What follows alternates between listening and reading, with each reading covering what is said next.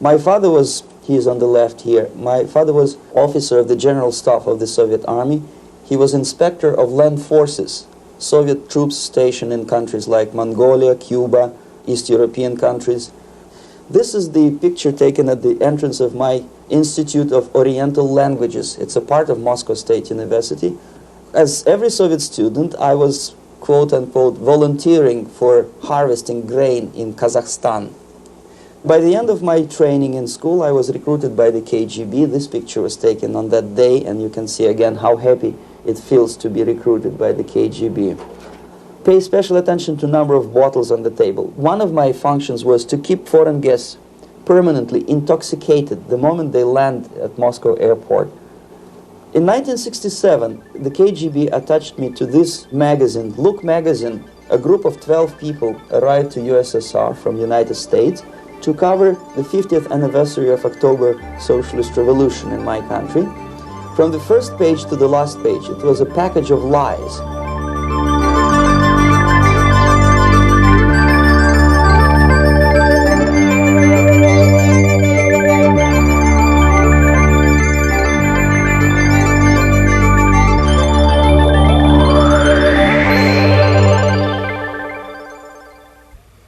Our conversation is with Mr. Yuri Alexandrovich Bezmenov.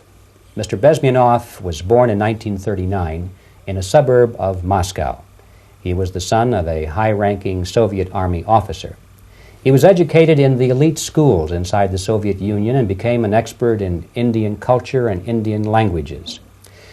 He had an outstanding career with Novosti, which was and still is, I should say, the press arm or the press agency of the Soviet Union. It turns out that this is also a front for the KGB. One of his interesting assignments was to brainwash foreign diplomats when they visited Moscow. And he'll tell us a little bit about how they did this and how they planted information which eventually wound up in the press of the free world. He escaped to the West in 1970 after becoming totally disgusted with the Soviet system, and he did this at great risk to his life. He certainly is one of the world's outstanding experts on the subject of Soviet propaganda and disinformation and active measures. Mr. Bezmenov, I'd like to begin by having you tell us a little bit about some of your childhood memories. Well, the most vivid memory of my childhood was Second World War, or to be more precise, the end of the Second World War, when all of a sudden United States, from a friendly nation, which helped us to defeat Nazism, turned overnight into a deadly enemy.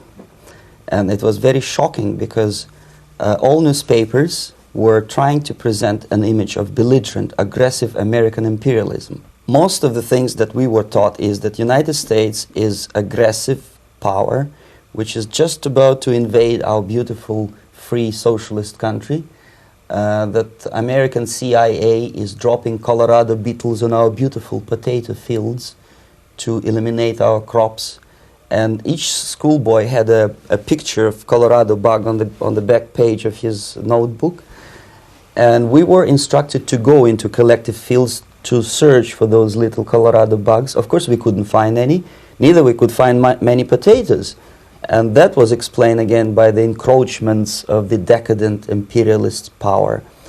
The anti-American paranoia, hysteria in the Soviet propaganda was to of such a higher degree that many less skeptical people or less stubborn would really believe that United States is just about to invade our beautiful motherland, and some secretly hope that it will come true.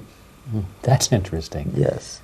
Well, getting back to life inside the Soviet Union or inside communist countries in general, in this country, at the university level primarily, we read and hear that the Soviet system is different from ours, but not that different, and that there is a convergence developing between all of the systems of the world, and that really it doesn't make an awful lot of difference what system you live under because you have corruption and dishonesty and tyranny and all that sort of thing. From your personal experience, what is the difference between life under communism and life in the United States? Well, life is obviously very much different for simple reason that the Soviet Union is a state capitalist economically. It's a state capitalism where an individual has absolutely no rights, no value, his life is nothing, it's just like an insect. He is disposable, whereby in the United States even the worst criminal is treated as a human being, he has a fair trial, and some of them capitalize on their crimes. They publish their memoirs in their prisons and get handsomely paid by your crazy publishers. The differences, of course, in the daily life are very various, depending on whom we are talking about. In my own private life, I never suffered from communism simply because I was brought up in a family of high-ranking military officer. Most of the doors were open for me. Most of my expenses were paid by the government, and I never had any troubles with the authorities or with the police. So, in other words, I would say I enjoyed, or I had good reasons to enjoy, all the advantages of so-called socialist system. Mm-hmm. My main motivations to defect had nothing to do with affluence. It was mainly moral indignation, moral protest, rebellion against the inhuman methods of the Soviet system. Well, specifically, what did you object to? I objected, first of all, against oppression of my own dissidents and intellectuals. And that was the most disgusting thing that I witnessed as a young man, young student, who was brought up at a very troublesome period in our history, from Stalin to Khrushchev, from total tyranny and oppression to some kind of liberalization. Second, when I started working for the Soviet embassy in India, to my horror, I discovered that we are millions times more oppressive than any colonial or imperialist power in the history of mankind. That my country brings to India not freedom, progress, and friendship between the nations, but racism, exploitation, and slavery, and of course economical inefficiency to this country. Since I fell in love with India, I developed something which by KGB standards is extremely dangerous thing. It's called split loyalty, when an agent likes a country of assignment more than his own country. I literally fell in love with this beautiful country, a country of great contrasts, but also great humility, great tolerance, and philosophical and intellectual freedoms.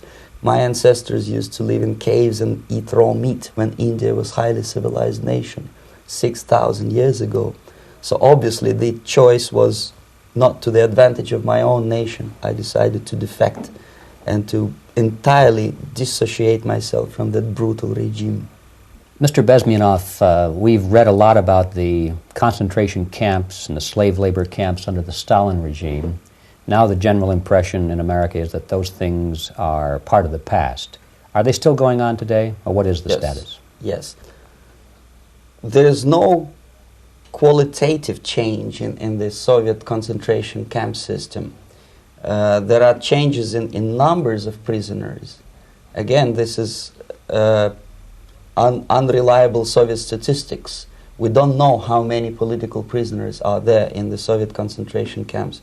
But we sure know from various sources that at each particular time there are close to 25 to 30 million of Soviet citizens who are virtually kept as slaves in forced labor camp system.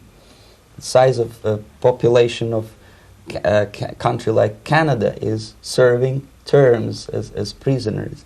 Incredible. So I would say that those intellectuals who try to convince American public that concentration camp system is a thing of a past are either conscientiously misleading public opinion, or they are not very intellectual people. They're selectively blind. They lack intellectual honesty when they say that. Well, we've spoken about the intellectuals in this country and also the intellectuals in the Soviet Union. What about down at the broad mass level? Do the people in general, the working people, the workers in general in the Soviet Union, do they support the system? Do they tolerate it? What is their attitude? Well, average Soviet citizen, if there is such an animal, of course, does not like the system because it hurts, it kills. he may not understand the reasons. He may not have enough information or educational background to understand. But I doubt very much there are many people who are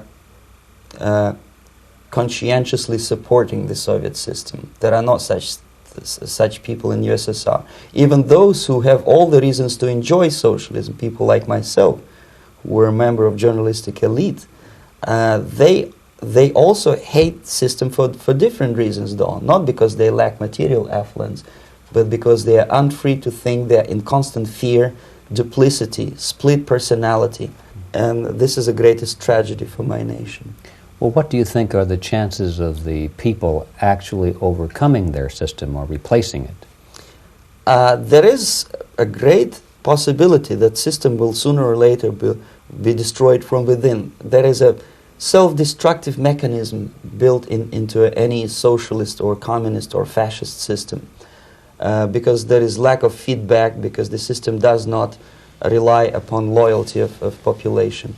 But until this Soviet junta is being supported by the Western so-called imperialists, that is, multinational companies, establishments, governments, and let's face it, intellectuals, so-called academia in the United States is famous for supporting the Soviet system. As long as the Soviet junta will keep on receiving credits, money, technology, grain deals, and political recognition from all these traitors of democracy or freedom, there is no hope, there is not much hope for changes in my country, and the system will not collapse by itself simply because it's being nourished by so-called American imperialism. This is the greatest paradox in history of mankind, when capitalist world supports and actively nourishes its own destructor. I think you're trying to tell us something. Oh, in yes. This country. Mm-hmm. I'm trying to tell you that it has to be stopped unless you want to end up in Gulag system and enjoy all the advantages of socialist equality, working for free, catching fleas on your body, sleeping on the planks of plywood in Alaska this time, I guess. Mm-hmm. That's where Americans will belong, unless they will wake up, of course, and force their government to stop aiding Soviet fascism. Mm-hmm. Well, you told us a moment ago why you left the system. I'd like to hear the details of how you did it. It must have been a very dangerous thing.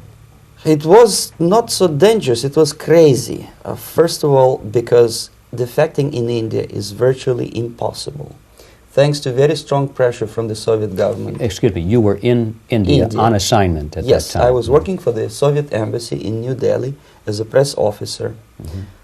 And defecting for a Soviet diplomat is next to impossible. It's a suicide, as I said, because a great friend Indira Gandhi pushed a law through parliament which says, and I quote, "No defector from any country has a right of political asylum in any embassy on the territory of Indian Republic," which is a masterpiece of hypocrisy. No other defector but a Soviet one needs a political asylum.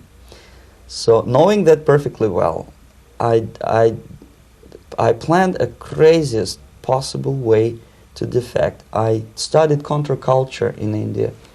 There were thousands of young American boys and girls with no shoes, long hair, smoking hash and marijuana, studying sometimes Indian philosophy, sometimes simply pretending that they study.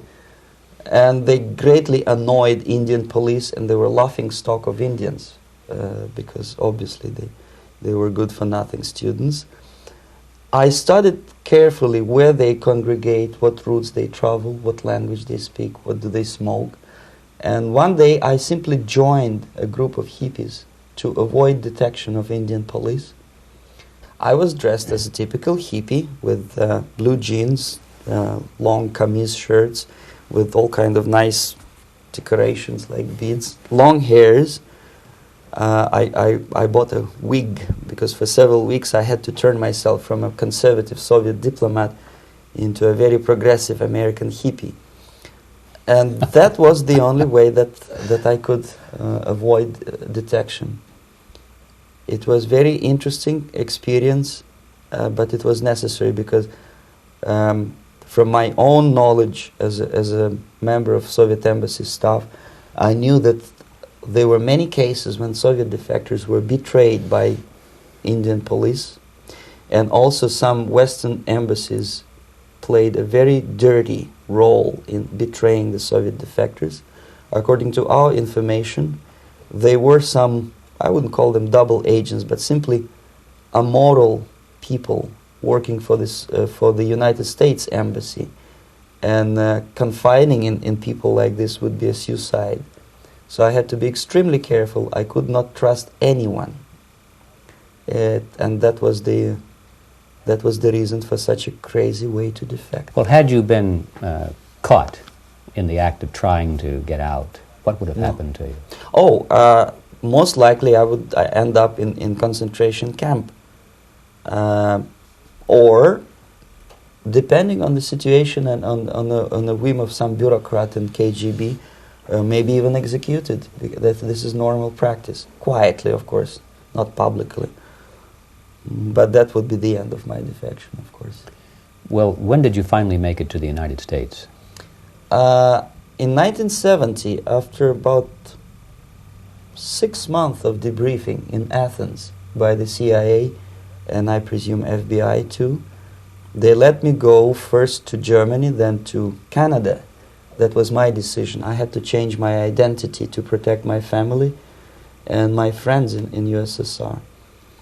And also I was a little bit paranoid, knowing that both Soviet KGB and probably some double agents within the American system may be after me. So I wanted to settle down as far away as possible. I requested CIA to give me some kind of new identity and just let me go on my own. And I settled in Canada. I was a student. I changed many professions, from farm help and laundry truck driver to language instructor and broadcaster for Canadian Broadcasting Corporations in Montreal. Well, have you had any threats on your life or any Yes. unpleasantries? In about 5 years, KGB eventually discovered that I am working for Canadian Broadcasting. I made a very big mistake. I started working for overseas service of CBC, which is similar to Voice of America, in Russian language. And of course, monitoring service in USSR picked up every new voice. Every new announcer they would make it a point to discover who he is. And in 5 years, sure enough, slowly but surely, they discovered that I am not Thomas Schumann, that I am Yuri Alexandrovich Bezmenov, and that I am working for Canadian Broadcasting, and undermining beautiful détente between Canada and USSR. And the Soviet ambassador Alexander Yakovlev made it his personal effort to discredit me. He complained to Pierre Trudeau, who is known to be a little bit soft on socialism.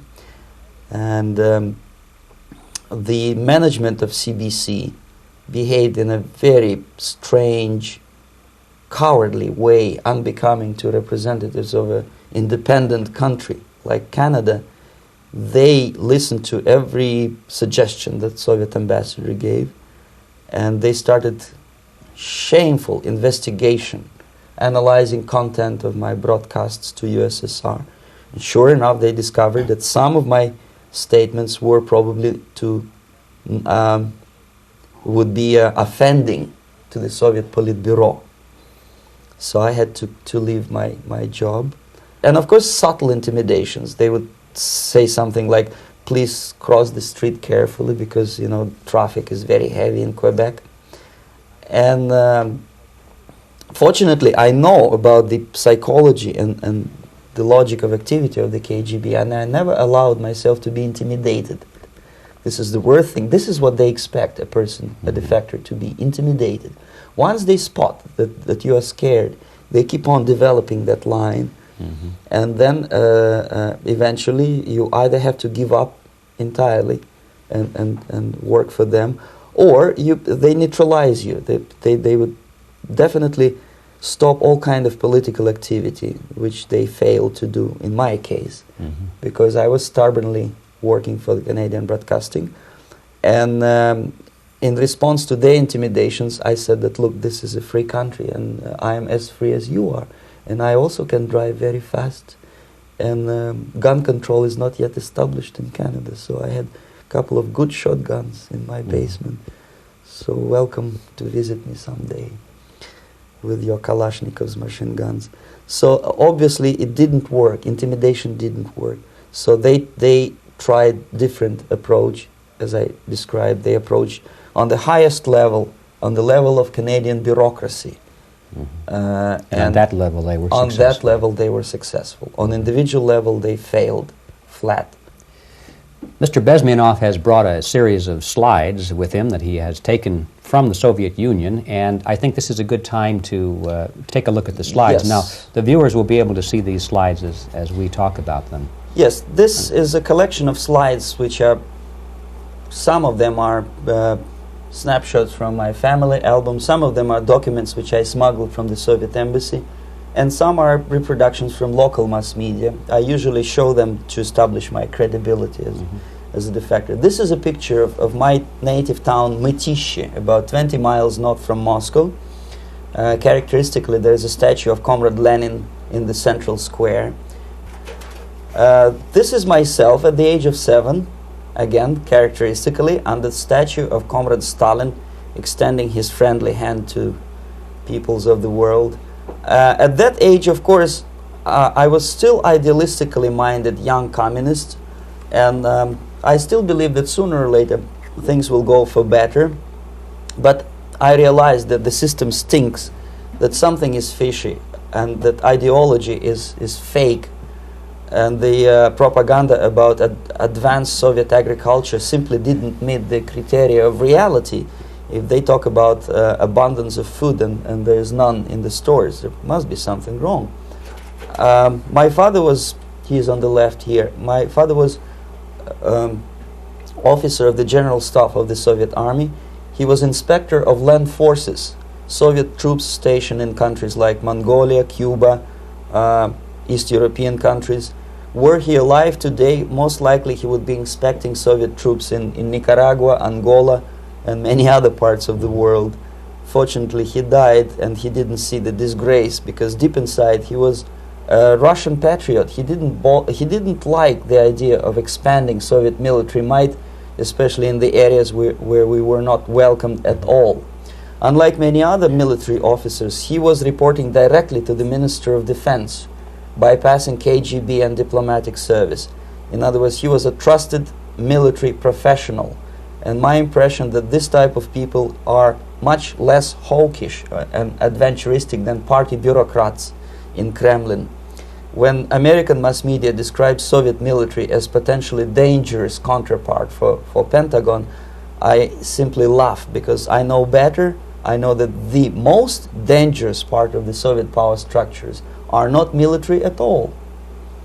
Most likely, if they come to power in my country, they'll be more sensible negotiators for nuclear disarmament and withdrawal of the Soviet troops from many parts of the world. But if someone from the party structure or the KGB structure were to give the orders for a military they have to obey, they yes, would follow. because they are professional military. But they, you see, the triangle of power and hate in USSR is the party at the top, the party elite, the oligarchy of the party, then the military, and the KGB at the bottom. They hate each other, and the most hated triangle, the most hated corner of the triangle is the Communist Party bureaucrats. They are the most adventuristic, senile megalomaniacs. They can start war, I wouldn't be surprised. Not the military. They know what war is. Yes. At least my father did. This is the picture taken at the entrance of my Institute of Oriental Languages. It's a part of Moscow State University. I graduated in 1963, and I, Now, excuse me, which one were you on? I am on the right. You're on the right. And on the left is my my schoolmate Vadim Smirnov, who later was a apparatchik in the Central Committee of the Soviet Union Communist Party. What is an apparatchik? It's a functionary, something like civil service in British Empire. Someone who is never fired from the service. He stays there internally. He may not be promoted too high, but he's a dependable bureaucrat who will stay forever. I studied not only languages, but also history, literature, even music. I'm on this picture. I'm trying to learn how to play Indian musical instrument. I even tried to look like an Indian when I was second-year student. Not bad, really. Yes, actually, it was strongly encouraged by the instructors in my school, because the graduates of my school were later on employed as diplomats, foreign journalists, or spies. As every Soviet student, I was quote-unquote volunteering for harvesting grain in Kazakhstan. This is a biggest agricultural blunder of the Soviet government. But I didn't have much choice, of course, because the communist motto borrowed from the Bible says, "Those who do not work shall not eat." And you can see me eating, therefore I was working, and you can see how happy I was about it. I went through a very extensive physical and military training, including the military games in areas, suburban areas of Moscow. And here, for example, we are on the tour in Arkhangelsk area. And by the end of my training in school, I was recruited by the KGB. This picture was taken on that day, and you can see again how happy it feels to be recruited by the KGB. Our conversation with Yuri Alexandrovich Bezmenov, who is a defector from the Soviet Union, a former propaganda agent for Novosti and the KGB, will continue after this message.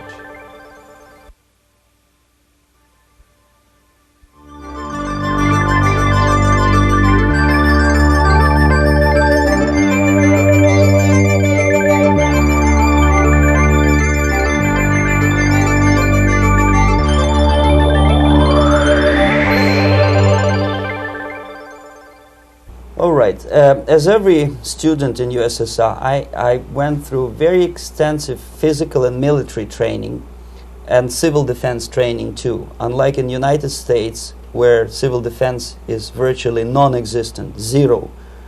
In USSR, every student, whatever his major subject, has to go through very extensive 4-year military and civil defense training. You can see me here with a group of students during one of the war games near Moscow. The main idea, of course, is to prepare a huge reserve army of the USSR. Each student has to graduate as a junior lieutenant. In my case, it was administrative and military intelligence service. My first assignment was to India as a translator with the Soviet Economical Aid Group, building refinery complexes in Bihar state and Gujarat state. At that time, I was still naively, idealistically believing that what I was doing contributes to the understanding and cooperation between the nations. It took me quite a number of years to realize that what we were bringing to India was a new type of colonialism, 1,000 times more oppressive and exploitative than any colonialism or imperialism in history of mankind. But at that time, I was still hoping that, well, maybe it's not that bad, could be worse, and things may go for better. And I even tried to implement the beautiful Marxist motto, "Proletarians of all the countries unite." I tried to unite with the nice Indian girl, and I was fascinated by Indian culture, by the family life in this country. But obviously, Communist Party had different plans for my genes, so I had to marry this beautiful Russian girl. In the span of my career, I married 3 times. Most of these marriages were marriages of convenience, on advice from the Department of Personnel. This is normal practice in USSR. When a Soviet citizen is assigned to a foreign job, he has to be married, either to keep family in USSR as hostages, or, if it's a convenience marriage like mine, so that the husband and wife are virtually informers on each other to prevent defection or contamination by decadent imperialist or capitalist ideas.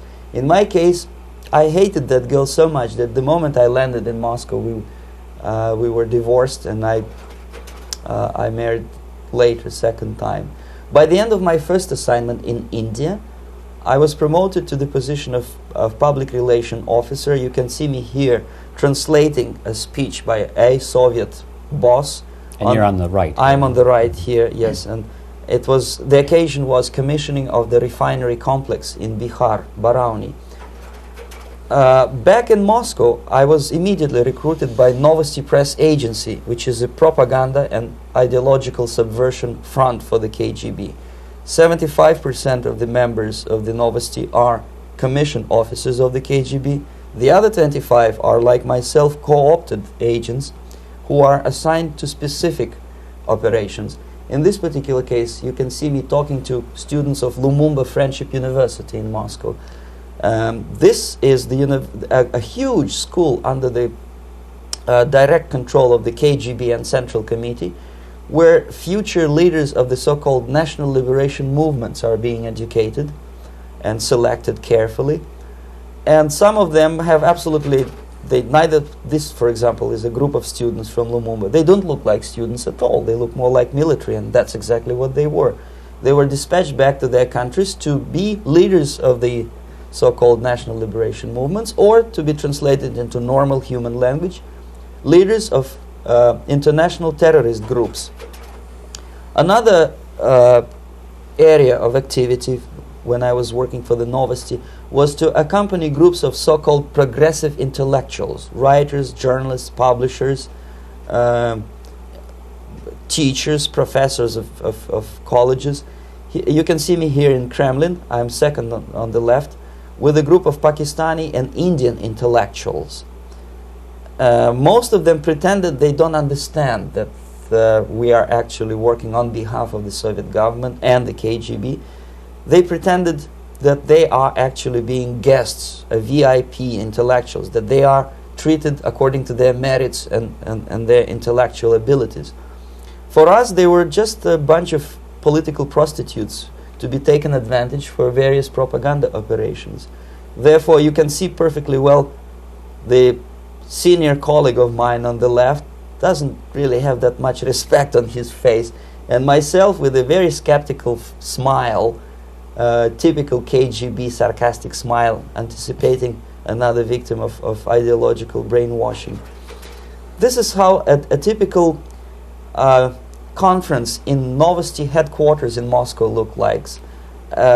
Sitting in the middle is Boris Burkov, the then director of Novosti Press Agency, high-ranking party bureaucrat in the Department of Propaganda.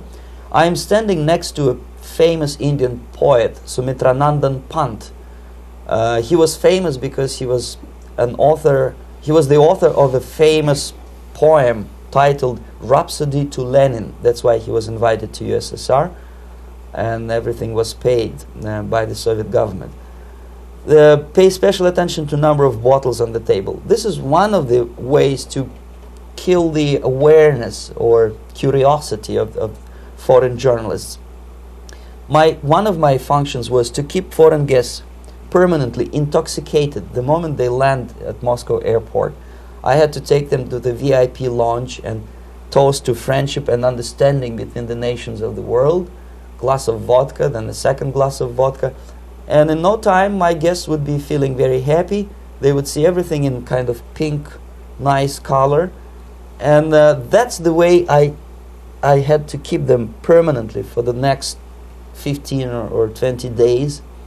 At certain point in time, I had to withdraw alcohol from them so that some of them who are the most recruitable would feel a little bit shaky, guilty, trying to remember what they were talking last night. That's the time to approach them with all kind of nonsense, such as joint communique or statement for Soviet propaganda. That's the time they are the most flexible. And of course, what they didn't understand, they didn't realize or pretended not to realize, that myself, who was drinking together with them, was not drinking at all. I had ways to get rid of alcohol through various techniques, including special pills which were given to me by my colleagues. But they were taking it seriously. In other words, they would consume quite large volumes of alcohol and feel quite uneasy next morning. In 1967, the KGB attached me to this magazine, Look magazine. A group of 12 people arrived to USSR from United States to cover the 50th anniversary of October Socialist Revolution in my country. From the first page to the last page, it was a package of lies, propaganda cliché, which were presented to American readers as opinions and deductions of American journalists. Nothing could be far from truth. These were not opinions. They were not opinions at all. They were the clichés which the Soviet propaganda wants American public to think that they think. If it does make any sense at all. It sure does, because from the viewpoint of the Soviet propaganda, although there are some subtle criticism of the Soviet system, the basic message is that Russia today is a nice, functioning, efficient system supported by majority of population. That's the biggest lie. And of course, American intellectuals and journalists from Look magazine elaborated on that untruth in various different ways. They intellectualized that lie. They found all kinds of justifications for telling lies to American public. Excuse me, it was partly your job to make sure that they got these ideas, yes, and accepted them as their own ideas. Right. Actually, even before they arrived to USSR, and they paid astronomical sum of money for that visit, they were submitted, this Novosti Press Agency developed so-called backgrounders, 20-25 pages of information and opinions which were presented to the journalists even before they bought their tickets to Moscow. They had to analyze the situation, and judging on their reaction to that backgrounder, the local Novosti representative or local Soviet diplomat in Washington, D.C. would assess whether they be given visa to USSR or not. So but they were selected ahead of time. Oh yes, they were pre-selected very carefully, and there is not much chance for honest journalists to arrive to USSR and to stay there for 1 year and to bring this package of lies back home. This, for example, is a centerfold of the Look magazine. They presented this monument erected by Communist Party in Stalingrad as the symbol, personification of Russian military might. And they said in the article, which is published on the site, that Soviets are very proud of the victory in the Second World War. This is another big myth, a lie. No sensible people would be proud to lose 20 millions of their countrymen in a war which was started by Genoese Hitler and Comrade Stalin and paid by American multinationals. Most of the Soviet citizens look at this type of monuments with disgust and sorrow, because every family lost father, brother, sister, or child in the Second World War. Yet American journalists who were trying to appease, to please their hosts, presented this picture on the centerfold as the symbol and personification of Soviet national, they call it Russian national spirit. And it was greatest misconception and a very tragic misunderstanding. Of course, Look magazine was not distributed in USSR. The main audience was in United States. But I presume that many Americans, millions of Americans who were reading Look magazine at that time, had absolutely wrong idea about the sentiments of my nation, about what the Soviets are proud of and what they hate. This is a group, you see the same lady with the sword in Stalingrad. This is the group of journalists. Myself is in the center with the same devilish smile. And Mr. Philip Harrington is on the extreme left there with his camera. This is the gentleman which was so deaf or so uninterested in what I had to say to him. This is the same picture, a blow-up of the same picture. Many guests from various countries, in this particular case from Asia and Africa, were taken by me as a Novosti Press Agency employee for a tour across Siberia, for example. We would show them typical kindergarten, you see, nothing special by American standards, just nice children sitting, eating their breakfast or lunch. What they could not understand, or they pretended not to understand, that this is an exemplary kindergarten. This is not the kindergarten for average person or average family in USSR. And we maintain that illusion in their minds. You can see myself under the red spot in the middle there, with the same business-like expression. I'm doing my job. That's what I'm assigned to do, and that's what I was paid to do. But deep inside, I still hope that at least some of these useful idiots would understand that what they are looking at has nothing to do with the level of affluence in my nation. This is a better picture which reflects the true spirit of the Soviet childhood. This picture was printed in a Canadian government publication by mistake. In the middle, you can see children playing on a small courtyard, and the caption goes, "This is a typical kindergarten in Siberia." What these idiots didn't understand, that it is not kindergarten at all. It is a prison for children of political prisoners. But there was not a single mentioning that what they were visiting actually was an area of concentration camps. And the job of people like myself to help them to not to notice that they are actually talking to prisoners. Most of the children were dressed, especially on the occasion of the foreigners' visit. Of course, there were no corpses on the ground. There were no machine gun guards, and well, it looks not very pleasant, as you see. It looks dull, but obviously it does not create an impression that this is actually a prison. Well, did any of the journalists have the curiosity to ask about prisons and that kind of thing? Yes. They were in Siberia. This Yes. is what you associate. Yes, some of them asked questions, and naturally we would give them, for the stupid question, we give them stupid answer. No, there are no prisons in Siberia. No, most of the people who you see are free citizens of USSR. They are very happy to be here, and they are contributing to the glory of the socialist system. Some of them pretended that they believe what I was telling them, and most of them, we may discuss it later, what are the motivations of these people? Why would they stubbornly bring lies to their own population through their own mass media? I have various answers to this. There is not a single explanation. It's a complex of explanations.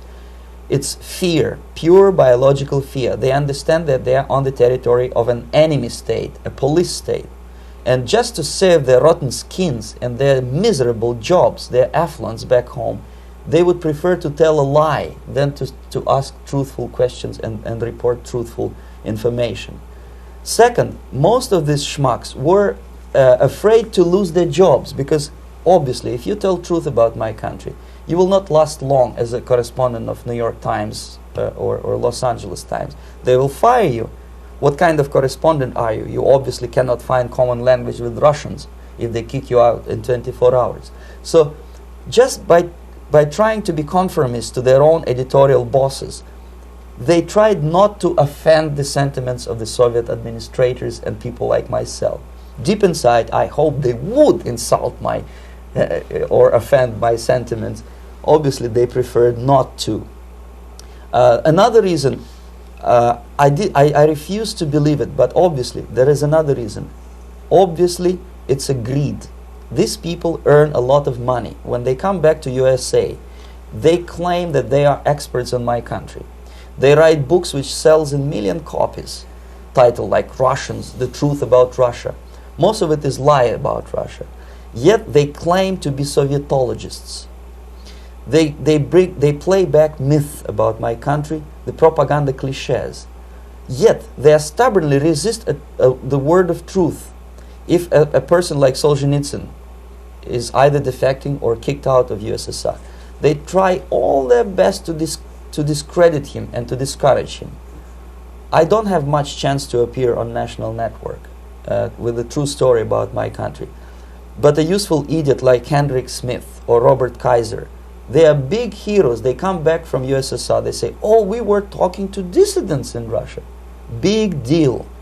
Soviet dissidents are chasing American correspondents in the streets, and they are cowardly escaping from these contacts. For some strange reason, if you want to know more about Spain, you refer to Spanish writers. If you want to learn more about French, you read French writers. Even about Antarctica, I bet you would read Penguins. Only about the Soviet Union, for some strange reason, you read Hendricks and Schmendricks and all kind of Kissingers, because they claim that they know more about my country. They know nothing, or next to nothing, or they pretend that they know more than they actually do. I would say they are dishonest people who lack integrity and common sense and intellectual honesty. They bring back all kind of stories like that. A kindergarten in Siberia. Omitting the most important fact, it's a prison for children of political prisoners. Another greatest example of monumental idiocy of American politicians. Edward Kennedy was in Moscow, and he thought that he is a popular, charismatic American politician who is easygoing, who can smile, dance at the wedding in Russian Palace of Marriages. What he did not understand, or maybe he pretended not to understand, that actually he was being taken for a ride. This is a staged wedding, especially to impress foreign media or useful idiots like Ed Kennedy. Most of the guests there, they had security clearance, and they were instructed what to say to foreigners. This is exactly what I was doing. You can see me in the same damn wedding palace in Moscow where Ed Kennedy was dancing here. You see, smiling. He thinks he is very smart. From the viewpoint of Russian citizens who observe this idiocy, he's narrow-minded, egocentrical idiot who tries to earn his own popularity through participation in propaganda farces like this. Here you can see myself. On the right, again, exemplary Soviet bride.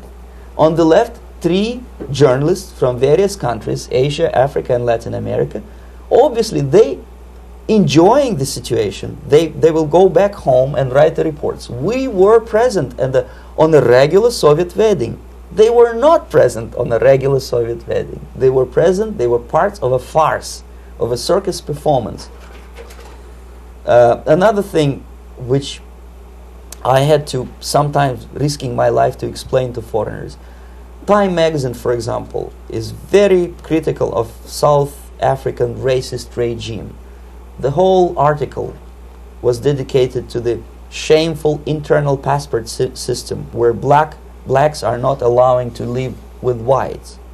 For some strange reason, for the last 14 years since my defection, nobody wanted to pay attention to my passport. This is my passport. It also shows my nationality, and it has a police rubber stamp, which is called propiska in Russian language, which assigns me to a certain area of residence. I cannot leave that area, same way as this black man cannot leave the area in South Africa. Yet we call South African government racist regime. Not a single Jane Schmonda or Fonda is brave enough, courageous enough to come to media and say, look, this is what happens in USSR. I send a copy of my passport to many American liberals and civil rights defenders and all the other useful idiots. They never bothered to answer me back. This shows what kind of integrity, what kind of honesty these people are. They are a bunch of hypocrites because they don't want to recognize a good example of racism in my country. This is the first stage of befriending a professor. You can see myself on the left with the same James Bond smile. On the right is my KGB supervisor, Comrade Leonid Mitrokhin, and in the middle a professor of political science in Delhi University.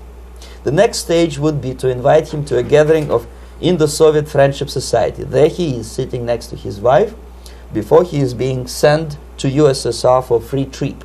Everything is paid by the Soviet government. He was made to believe that he is invited to USSR because he is a talented, sober-thinking intellectual. Absolutely false. He is invited because he is a useful idiot, because he would agree and subscribe to most of the Soviet propaganda cliché. And when he is coming back to his own country, he is going for years and years to teach the beauties of Soviet socialism, newer and newer generations of his students, thus promoting the Soviet propaganda line. The KGB was even curious about this gentleman. It may look innocent. Maharishi Mahesh Yogi, a great spiritual leader, or maybe a great charlatan and crook, depending on from which side you are looking at him. Beatles were trained at his ashram in Hardwar in India how to meditate. Mia Farrow and other useful idiots from Hollywood visited his school, and they returned back to United States absolutely zonked out of their minds with marijuana, hashish, and crazy ideas of meditation. To meditate, in other words, to isolate oneself from the current social and political issues of your own country, to get into your own bubble, to forget about troubles of the world. Obviously, KGB was very fascinated with such a beautiful school, such a brainwashing center for stupid Americans. I was dispatched by the KGB to check what kind of VIP Americans attend this school. That's you on the left. Yes, I'm on the left. I was trying to get enrolled in that school. Unfortunately, the Maharishi Mahesh Yogi asked too much. He wanted $500 American for enrollment. But my function was not actually to get enrolled in the school. My function was to discover what kind of people from United States attend this school. And we discovered that yes, there are some influential members of family, public opinion makers of United States who come back with the crazy stories about Indian philosophy. Indians themselves look upon them as idiots, useful idiots. To say nothing about KGB, who looked at them as extremely naive, misguided people. Obviously, a VIP, say a wife of a congressman, or a prominent Hollywood personality, after being trained in that school, is much more instrumental in the hands of manipulators of public opinion and KGB than a normal person who understands, who looks through this type of fake religious training. Why would they be more susceptible to manipulation? I just mentioned that because, you see, a person who is too much involved in introspective meditation. You see, if you carefully look what Maharishi Mahesh Yogi is teaching to Americans, is that most of the problems, most of the burning issues of today can be solved simply by meditating. Don't rock the boat. Don't get involved. Just sit down, look at your navel, and meditate. And the things, due to some strange logic, due to cosmic vibration, will settle down by themselves.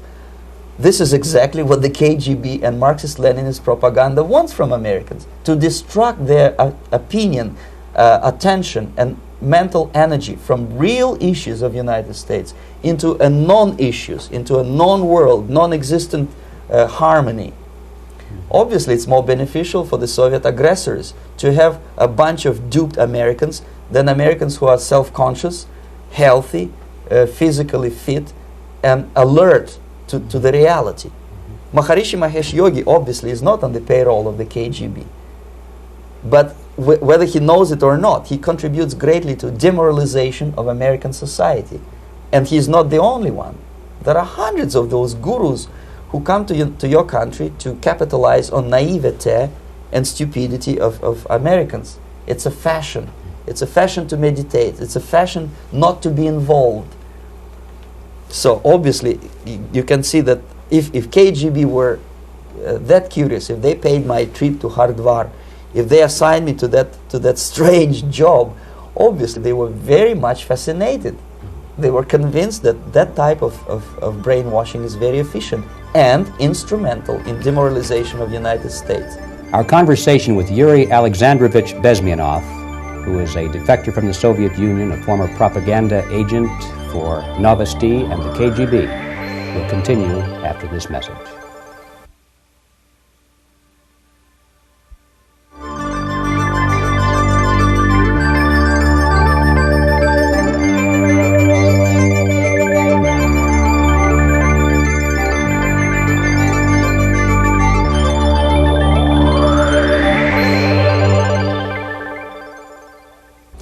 This picture shows the part of the building of USSR embassy, and my supervisors. On the left is Comrade Mehdi, an Indian communist, and on the right, Comrade Mitrokhin, my supervisors in the secret department of research and counter-propaganda. It has nothing to do with either research or counter-propaganda. Most of the activity of that department was to compile huge volume of information on individuals who were instrumental in creating public opinion. Publishers, editors, journalists, actors, educationalists, professors of political science, members of parliament, representatives of business circles. Most of these people were divided roughly in two groups. Those who would toe the Soviet foreign policy, they would be promoted to the positions of power through media and public opinion manipulation. Those who refused the Soviet influence in their own country would be character assassinated or executed physically come revolution. Same way as in the small town of Hue in South Vietnam, several thousands of Vietnamese were executed in one night when the city was captured by Viet Cong for only 2 days. And American CIA could never figure out how could possibly communists know each individual, where he lives, where to get him, and would be arrested in one night, basically in some 4 hours before dawn, put on a van, taken out of the city limits and shot. The answer is very simple. Long before communists occupied the city, there was extensive network of informers, local Vietnamese citizens, who knew absolutely everything about people who are instrumental in public opinion, including barbers and taxi drivers. Everyone who was sympathetic to the United States was executed. Same thing was done under the guidance of the Soviet embassy in Hanoi, and same thing I was doing in New Delhi. To my horror, I discovered that in the files where people were doomed to execution, there were names of pro-Soviet journalists with whom I was personally friendly. Pro-Soviet? Yes. They were idealistically minded leftists who made several visits to USSR, and yet the KGB decided that come revolution or drastic changes in political structure of India, they will have to go. Why is that?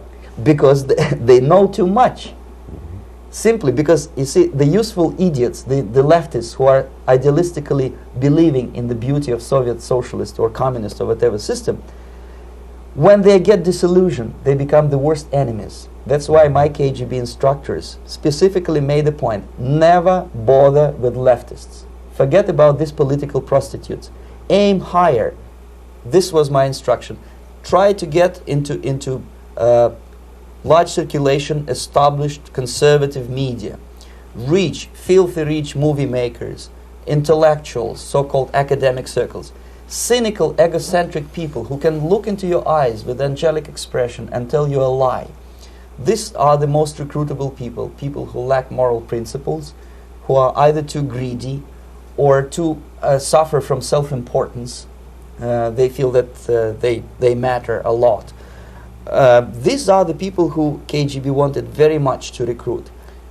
But to eliminate the others, to execute the others, don't they serve some purpose? Wouldn't they be the ones they rely on? They serve purpose only at the stage of destabilization of a nation. For example, your leftists in United States, all these professors and all these beautiful civil rights defenders, they are instrumental in the process of the subversion only to destabilize the nation.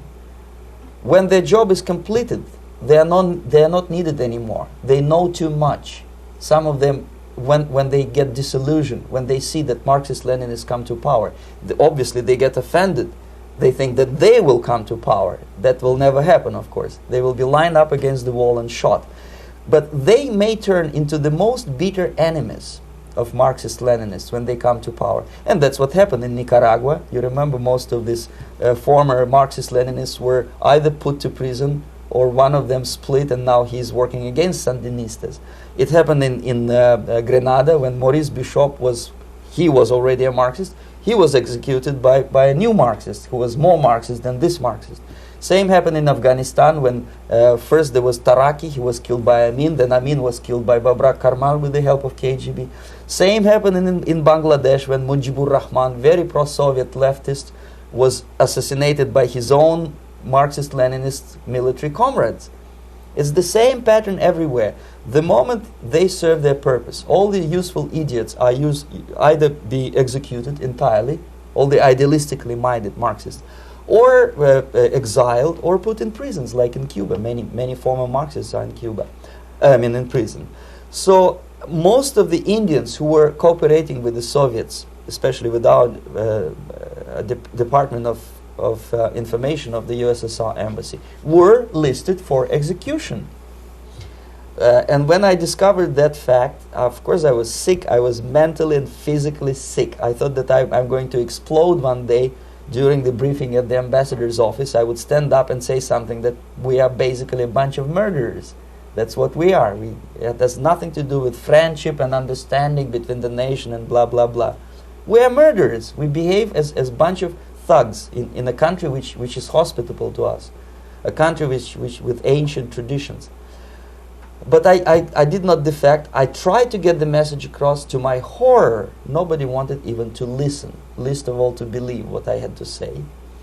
And I tried all kinds of tricks. I would leak information through letters or lost documents or something like that. And still I got no message. The message was not published, even in the conservative mass media of India.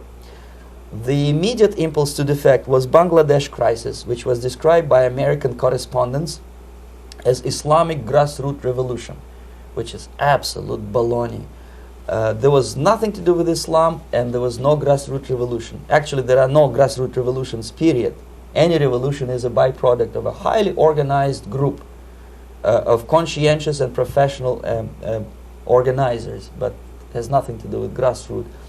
In Bangladesh, it was nothing with grassroots. Most of the Awami League party members, Awami League means People's Party, were trained in Moscow in the High Party School.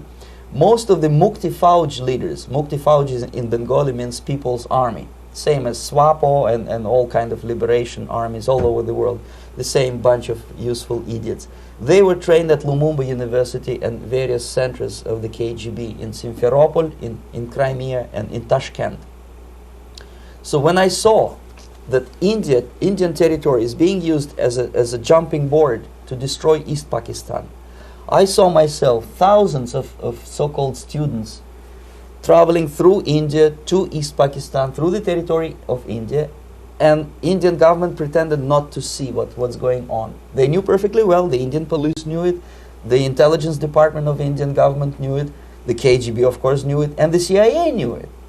That was most infuriating, because when I defected and I explained to the CIA debriefers they should watch out because East Pakistan is going to erupt any moment, they said I was reading too many James Bond novels. Anyway, so East Pakistan was doomed. One of my colleagues in the Soviet consulate in Calcutta, when he was dead drunk, he ventured into the basement to relieve himself, and he found big boxes which said printed matter to Dhaka University. Dhaka is the capital of East Pakistan. And since he was drunk and curious, he opened one of the boxes and he discovered not printed matter. He discovered Kalashnikov guns and ammunition in there. Anyway, it's a long story. When I saw the preparations for the invasion into East Pakistan, obviously I wanted to defect immediately. The only thing I couldn't at that time make up my mind when and where and how. One of the reasons, of course, you see, I was in love with India. I mentioned that before. I spoke the languages. I socialized with people. And I understood that I had to act fast unless I want this beautiful country to be permanently and irreparably damaged by our presence. One of the reasons not to defect was, as you can see, I was living in relative affluence. Who the hell in a normal mind would defect and do what? To be abused by your media, to be called McCarthyist and fascist and paranoid, or to drive a taxi in New York City? What for? What the hell for should I defect? To be abused by Americans, to be insulted in exchange for my effort to bring the truthful information about impending danger of subversion. As you can see, I was living in quite a comfortable conditions next to swimming pool, where Indians were not allowed, by the way. I was highly paid expert in propaganda. I had my family. I was respected by my nation. My career was cloudless. The third reason, how to defect with the family. To defect with the baby and the wife would be virtual suicide, because according to law, that hypocritical law which I quoted before, the Indian police will have to hand me over back to the KGB, and that will be the end of my defection and probably my life. Again, I cannot smuggle my wife because she was not quite sure what I was doing. She was not that idealistically involved, and she was definitely not in the total picture of what I was doing for the KGB. She would be shocked if I put her in my van and drive her to the American embassy or elsewhere. That would be a greatest danger. So again, I had to defect in such a way that my defection would look as simple disappearance. And there were many cases like that when the Soviet agents simply disappeared, either killed in action or, thanks to their curiosity and their close contacts with radicals, some of them were killed by the Marxists, by the way. It happened in many African countries when the Soviet KGB were killed by Africans themselves. Not because they hated Marxism-Leninism, but because they were simply trigger-happy bunch of unruly characters. If you give them a machine gun, they will shoot. And some of the Soviets obviously were not careful enough to protect themselves, and they got into embarrassing situations when they were shot at the crossfire between factions of so-called liberation movements. Anyway, so I decided, as I said, to study the counterculture. I decided this probably would be the best way to disappear. I socialized with characters like this. On the left, you see, he's a barefoot American hippie. It took me quite a long time to study exactly what they were doing and how to mix with them. But eventually I did it. Most of Indian newspapers carried my picture and promise of 2,000 rupees for information about my whereabouts. But they were looking for the wrong person, because they obviously tried to stop a young Soviet diplomat in white shirt and tie, and this is how I looked at the time of defection. Nobody could possibly think that a Soviet diplomat would be as crazy as to join a bunch of hippies. That's you. Travel India and smoke hash. So I made it literally almost like a Hollywood-style detective story. From under the nose of the KGB in Bombay airport, I landed the plane and I flew to Greece, where I was debriefed by the CIA. That's basically that's all for my slides. We can turn off the projector, then. That's very interesting. Well, you spoke several times before about ideological subversion. That is a phrase that I'm afraid some Americans don't fully understand. When the Soviets use the phrase ideological subversion, what do they mean by it? Ideological subversion is the process which is legitimate, overt, and open. You can see it with your own eyes. All you have to do, all American mass media has to do, is to unplug their bananas from their ears, open up their eyes, and they can see it. There is no mystery. There is nothing to do with espionage. I know that espionage intelligence gathering looks more romantic. It sells more deodorants through the advertising, probably. That's why your Hollywood producers are so crazy about James Bond type of thrillers. But in reality, the main emphasis of the KGB is not in the area of intelligence at all. According to my opinion and opinion of many defectors of my caliber, only about 15% of time, money, and manpower is spent on espionage as such. The other 85% is a slow process which we call either ideological subversion or active measures, активные мероприятия in the language of the KGB, or psychological warfare. What it basically means is to change the perception of reality of every American to such an extent that despite of the abundance of information, no one is able to come to sensible conclusions in the interests of defending themselves, their families, their community, and their country. It's a great brainwashing process which goes very slow, and it's divided in 4 basic stages.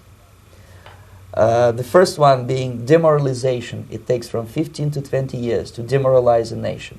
Why that many years? Because this is the minimum number of years which requires to educate one generation of students in the country of your enemy, exposed to the ideology of the enemy. In other words, Marxism-Leninism ideology is being pumped into the soft heads of at least 3 generations of American students without being challenged or counterbalanced by the basic values of Americanism, American patriotism. The result you can see. Most of the people who graduated in the 60s, dropouts or half-baked intellectuals, are now occupying the positions of power in the government, civil service, business, mass media, educational system. You are stuck with them.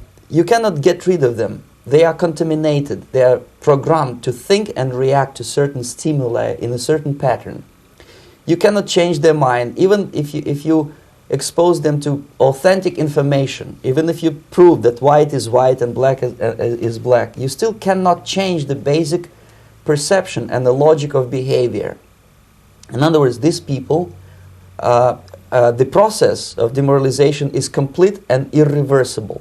To get rid society of these people, you need another 20 or 15 years to educate a new generation of patriotically minded and common sense people who would be acting in favor and in the interests of United States society. And yet these people who've been programmed and, as you say, in place and Yes. who are favorable to an opening with the Soviet concept, these are the very people who would be marked for extermination in this country? Most of them, yes. Simply because the psychological shock when they will see in future what the beautiful society of equality and social justice means in practice, obviously they will revolt. They will be very unhappy, frustrated people, and the Marxist-Leninist regime does not tolerate these people. They will join the links of dissenters, dissidents. Yes. Unlike in present United States, there will be no place for dissent in future Marxist-Leninist America. Here you can get popular like Daniel Ellsberg and filthy rich like Jane Fonda for being dissident, for criticizing your Pentagon. In future, these people will be simply squashed like cockroaches. Nobody is going to pay them nothing for their beautiful, noble ideas of equality. This they don't understand, and it will be a greatest shock for them, of course. The demoralization process in the United States is basically completed already. For the last 25 years.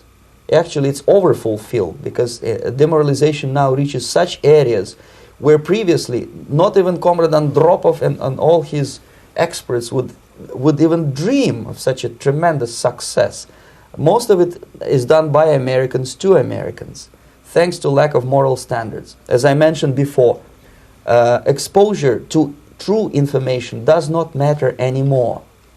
A person who was demoralized is unable to assess true information. The facts tell nothing to him. Even if I shower him with information, with authentic proof, with documents, with pictures, even if I take him by force to the Soviet Union and show him concentration camp, he will refuse to believe it until he is going to receive a kick in his fat bottom. When a military boot crashes his balls, then he will understand, but not before that. That's the tragic of the situation of demoralization.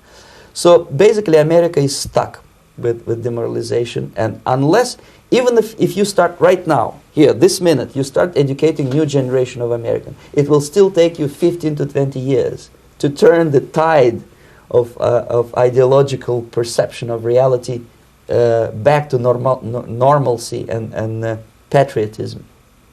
The next stage is destabilization. This time, subverter does not care about your ideas and the patterns of your consumption. Whether you eat junk food and get fat and flabby, doesn't matter anymore. This time, and it takes only from 2 to 5 years to destabilize a nation, what matters is essentials: economy, foreign relations, defense systems. And you can see it quite clearly that in some areas, in such sensitive areas as defense and economy, the influence of Marxist-Leninist ideas in the United States is absolutely fantastic. I could never believe it 14 years ago when I landed in this part of the world that the process will go that fast. The next stage, of course, is crisis. It may take only up to 6 weeks to bring a country to the verge of crisis. You can see it in Central America now. And after crisis, with a violent change of power, structure, and economy, you have so-called the period of normalization. It may last indefinitely. Normalization is a cynical expression borrowed from Soviet propaganda. When the Soviet tanks moved into Czechoslovakia in '68, Comrade Brezhnev said, "Now the situation in brotherly Czechoslovakia is normalized." This is what will happen in the United States if you allow all these schmucks to bring the country to crisis, to promise people all kind of goodies and the paradise on earth, to destabilize your economy, to eliminate the principle of free market competition, and to put a big brother government in Washington, D.C., with benevolent dictators like Walter Mondale, who will promise lots of things, never mind whether the promises are fulfillable or not.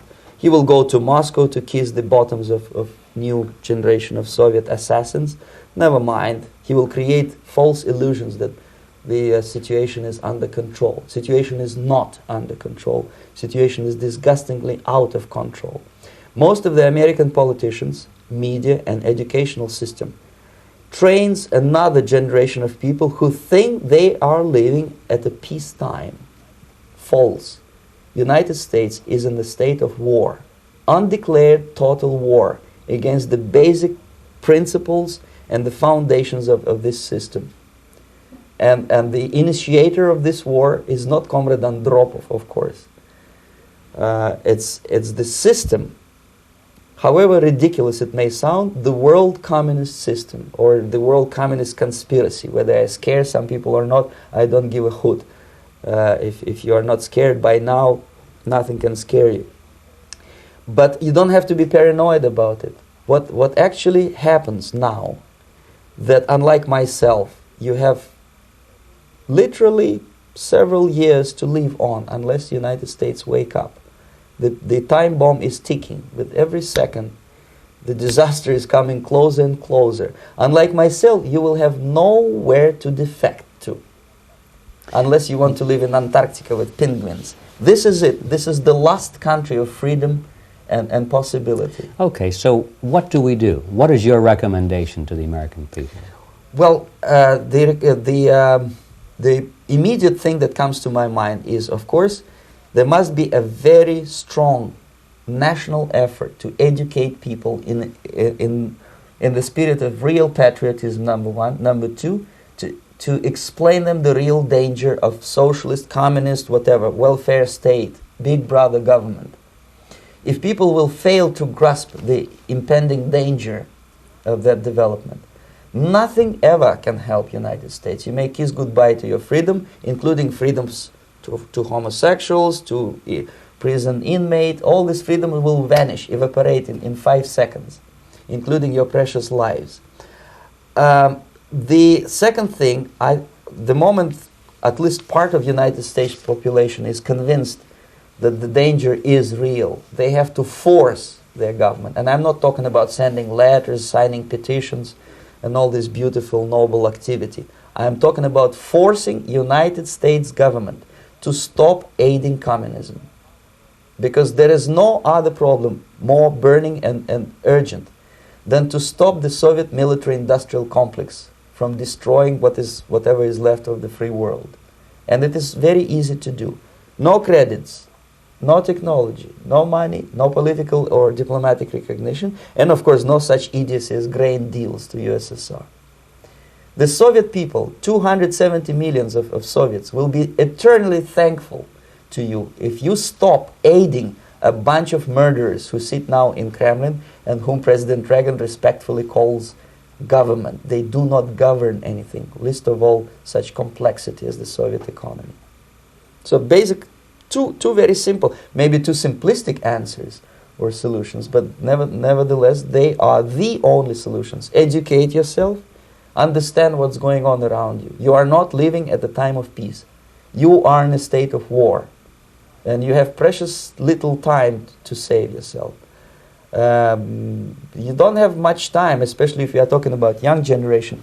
There's not much time left for convulsions and sexual masturbation to the beautiful disco music. Very soon it will go, just overnight. If we are talking about capitalists or wealthy businessmen, I think they are selling the rope on which they will hang very soon. If they don't stop, if they cannot curb their unsettled desire for profit, and if they keep on trading with the monster of the Soviet communism, they are going to hang very soon. And they will pray to be killed, but unfortunately they will be sent to Alaska probably to manage industry of slaves.